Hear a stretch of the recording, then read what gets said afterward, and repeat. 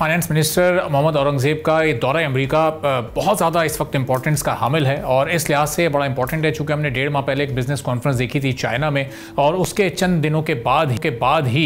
ये ऐलान और ये कोशिश शुरू कर दी गई थी फाइनेंस मिनिस्टर की जानिब से कि पाकिस्तान और यूएस बिजनेस काउंसिल के साथ मिलकर यूएस में भी इसी तरह की एक कॉन्फ्रेंस का इनेकाद किया जाए। अब गुज़िश्ता 2 रोज़ में बड़ी अहम मीटिंग्स रही हैं फाइनेंस मिनिस्टर की अमेरिका में, जिसमें यूएस बिजनेस काउंसिल से भी उनकी मुलाकात हुई और जो अमेरिकन इन्वेस्टर्स हैं उनको ऑफर की गई है मुख्तलिफ सेक्टर्स में इन्वेस्टमेंट की, खासतौर पर पाकिस्तान का ऑयल एंड गैस सेक्टर जिसमें अमेरिका का बहुत ज़्यादा इंटरेस्ट है। डोनाल्ड ट्रंप भी खुद इसमें इन्वेस्टमेंट का एक दिलचस्पी के लिए इजहार कर चुके हैं। फिर इसके अलावा आईटी सेक्टर है, इसके अलावा मिनरल सेक्टर है, दीगर कई और ऐसे सेक्टर हैं जिसमें हम अट्रैक्ट कर सकते हैं इस वक्त अमेरिका की इन्वेस्टमेंट को। तो अब अगर इस दौरे में ही या इसके बाद ये कोशिश कामयाब रहती है कि एक ऐसी business to business conference, investment conference का इनेकाद किया जा सके जिसमें अमेरिका भर के बड़े बड़े इन्वेस्टर्स शामिल हों, तो ये कितनी फ्रूटफुल साबित हो सकती है। पिछले 2 माह की जो एक्टिविटी रही है इस वक्त हमारी फाइनेंस मिनिस्ट्री की